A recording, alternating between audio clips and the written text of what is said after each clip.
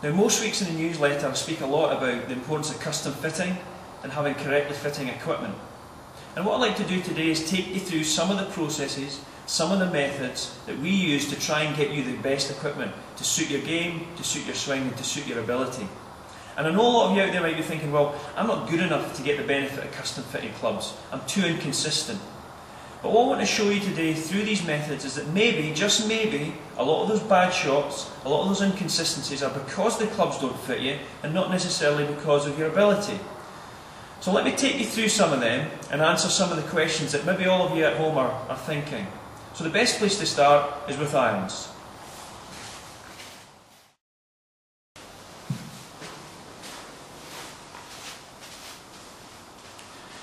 Now the key thing we're looking for when we're fitting for irons is what I call turf interaction.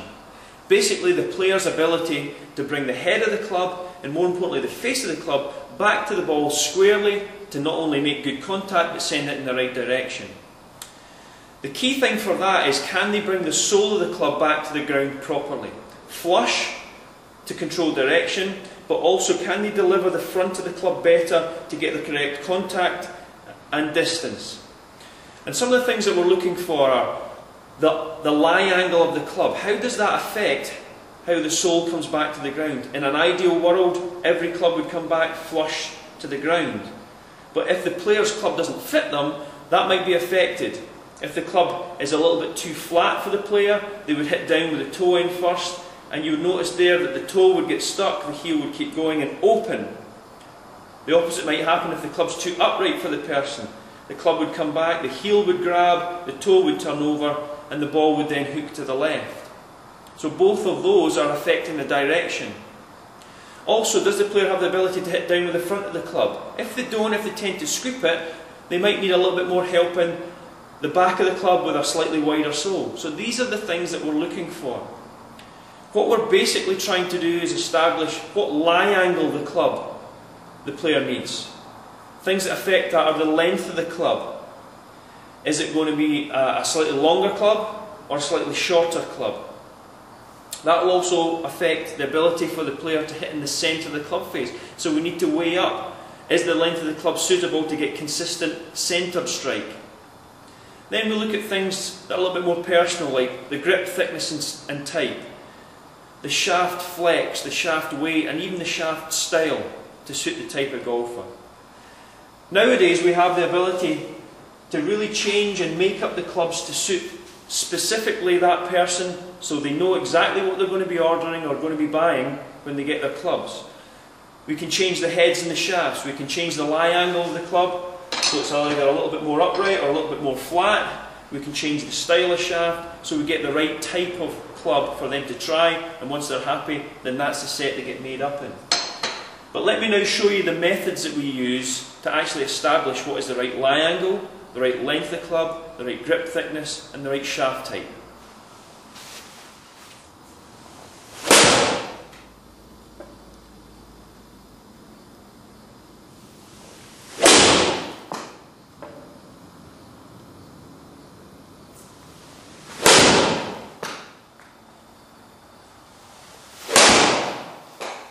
So there was a few examples of some of the methods that we use to establish the right lie angle and the right length of club when we're custom fitting.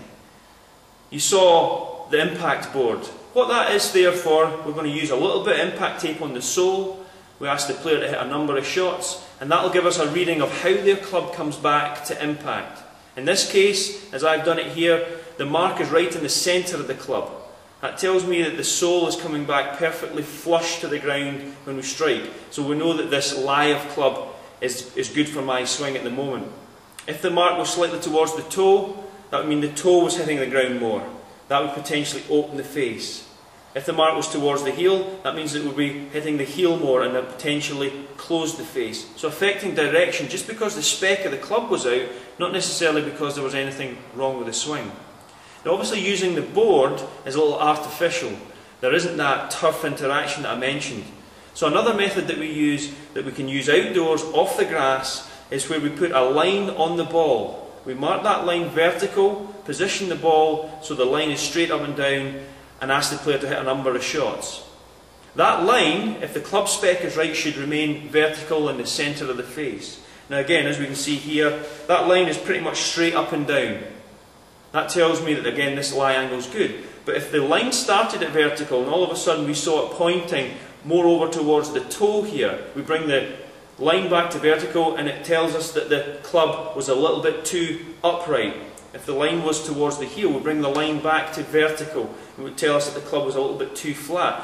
At all times we're using the ball and the turf, so again you can feel the strike and you can see the quality of the shot. We're not hitting off the artificial board. So there are methods to suit whether you want to hit it off the grass and get a real true feeling, or hit it off the board to get a nice idea of what your lie angle's like.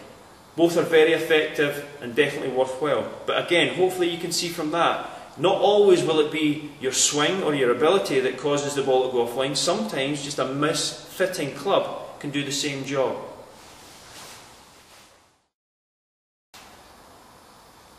Now even with custom fitting, we take into account the bits that you need to be comfortable with, the personal bits. Things like the thickness of your grip. A lot of people might not think that's important, but sometimes an ill-fitting grip can cause you to lose control of the club. Maybe too narrow a grip, you're using your hands a little too much. Too big a grip, you can't feel the club head enough. But essentially at the end of the day, the importance of getting the grip thickness right is a comfort thing. You're in control of it, you need to be comfortable with the grip. So we even have different thicknesses of grip for you to look at, to use as a gauge, and to find the best style of grip and thickness of grip for you to be comfortable with your club.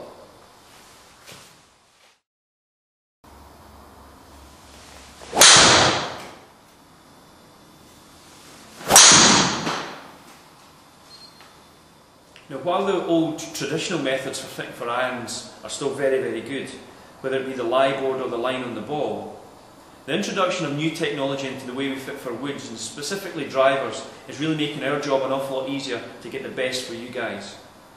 Now, the launch monitors that we're using, whether it's the camera style like I have here, or the more advanced radar style, just gives us back so much more detail that we can use to guide you to the right club and the best club, to not only improve your distance or your accuracy or a combination of both, but just get a club that's overall a lot more consistent for you to use.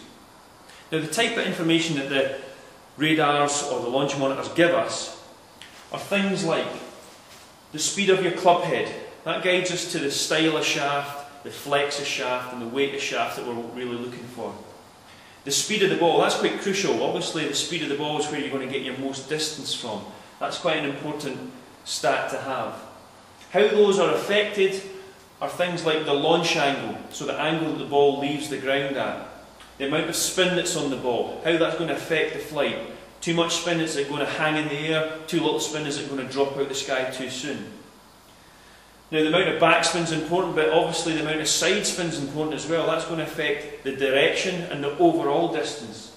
And that side spin is also sometimes affected by the fact that the swing isn't always going straight through the ball. So now we're getting this information sent back to us from the launch monitor. From that we can chart the distance. We can get a lot more accurate with how far that ball is actually travelling through the air and overall along the ground. Now you can see here it's charting this particular drive in the yellow box. But what it's also giving us is a recommendation of how we can improve that drive, whether it be just purely on distance but also on accuracy. And you see the green bunch goes out into the distance. It's asking for a little bit more launch angle or perhaps a little bit less spin. That information wasn't available to us before, but from there, and with the use of the launch monitor, we can compare different drivers to see which one is going to give us the best outcome.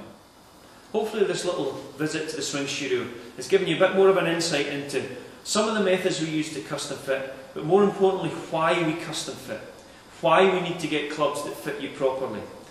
The better fitting the equipment, the better you'll play. It doesn't matter what your ability, you don't want to be missing out and blaming yourself for a lot of those bad shots. So the best thing to do is come for a session. We'll analyse the clubs that you have at the moment and see if one, they suit you, and two, how we can improve your game from there.